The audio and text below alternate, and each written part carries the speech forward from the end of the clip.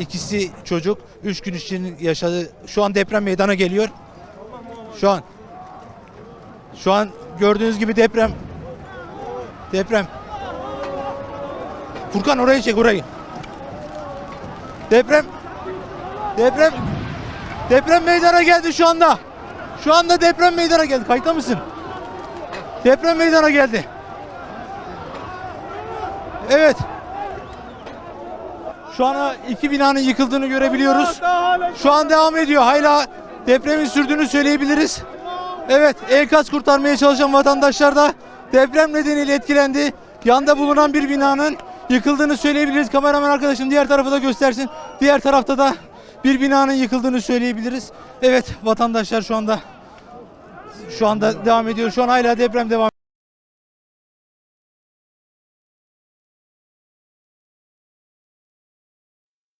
O planeta Terra é formado basicamente por 3 camadas, sendo a crosta, que é uma zona solidificada e externa do planeta, o manto, que é a parte mais interior e é composto basicamente de rochas derretidas e é pastoso, e o núcleo, que é composto basicamente de ferro e níquel, subdivididos em 2 camadas, sólido e líquido. A Terra vista do espaço. Mesmo daqui, não dá para ver que a camada mais externa do nosso planeta é constituída por placas tectônicas de diferentes tamanhos. E elas estão constantemente em... A crosta, ao contrário do que se pensava antigamente, não é contínua, ela é toda rachada, e esses pedaços são chamados de placas tectônicas. Em 1913, Alfred Wegener apresentou a teoria da deriva continental, que afirma que há milhões de anos as massas da Terra formavam um único supercontinente, chamado Pangeia. Essa teoria foi confirmada por sua sucessora, a chamada Teoria das Placas Tectônicas. Entre essas placas, que estão em constante movimento, libera uma forte carga energética. Dependendo do impacto, uma onda de choque se propaga até a superfície. Essa energia liberada é sentida como um terremoto. As zonas sísmicas mais ativas do mundo estão localizadas em países da Ásia, no norte da África e nas Américas. Em constante movimento. E essa é a principal causa de terremotos. Isso porque elas chocam uma com as outras, causando o abalo sísmico, que são tremores que acontecem na superfície da Terra devido à liberação de energia que vai se acumulando às vezes por décadas. Esses choques causam a deformação plástica, que é quando a tensão não é mais proporcional ao limite da elasticidade da rocha, e isso causa uma ruptura, também conhecido como falha geológica.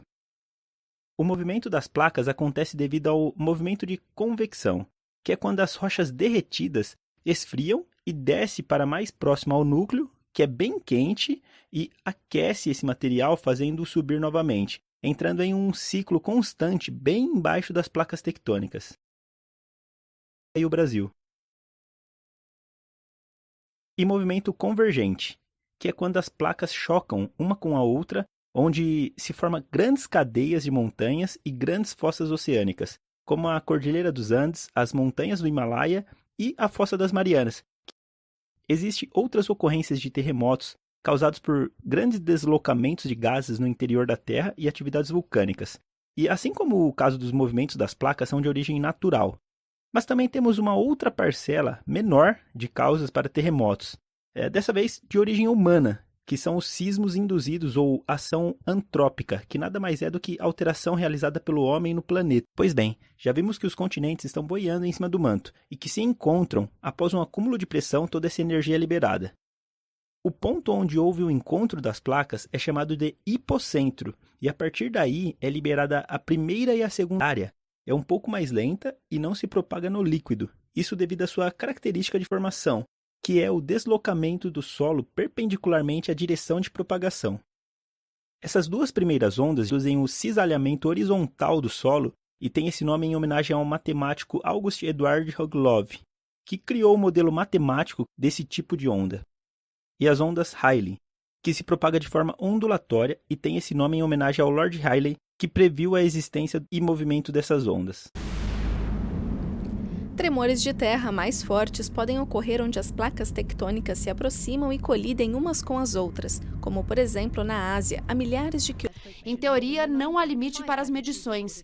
Na história, não há casos de maior magnitude do que o terremoto de 9,5 pontos registrado no Chile em 1960.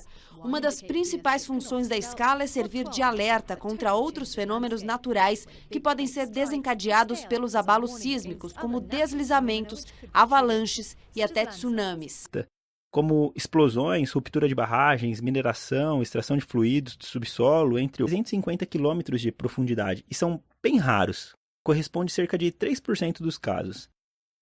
As ondas de choque, que vimos agora há pouco, são captadas por um sismógrafo e sua intensidade determinada pelas escalas Richter, escala de magnitude de momento e escala de Mercalli.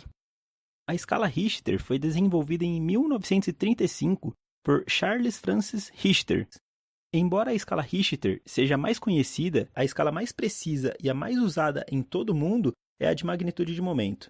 E o terremoto também é classificado na escala de Mercalli, que é uma escala qualitativa usada para determinar a intensidade de um sismo a partir dos seus efeitos sobre pessoas e estruturas, tanto natural quanto construída pelo homem, como cidades, por exemplo. Quando o acúmulo de pressão é liberado, acontece um terremoto.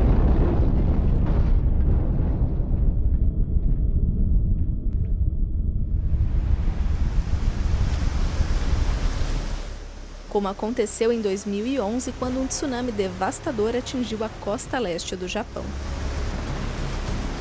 Mais de 18 mil pessoas morreram e a região foi destruída. Os terremotos ocorrem diariamente ao redor do mundo, porém em alguns lugares com maior intensidade e em outros nem são percebidos. Nas bordas das placas tectônicas ou falhas geológicas, os terremotos acontecem com mais frequências e maior intensidades. Cerca de 90% dos terremotos do mundo e 81% dos maiores acontecem em uma zona em forma de ferradura com 40 mil quilômetros de comprimento, chamado de Anel de Fogo do Pacífico. Ferradura com 40 mil quilômetros de comprimento, chamado de Anel de Fogo do Pacífico, que em sua maior parte está nos limites da placa do Pacífico. Na costa oeste dos Estados Unidos também acontecem terremotos. O motivo aqui, a falha San Andreas. Nela, duas placas tectônicas se encontram por 1.000 quilômetros. Isso pode trazer consequências. A que está acumulando energia. Para muitos pesquisadores, é como se a região estivesse sobre um barril de pólvora.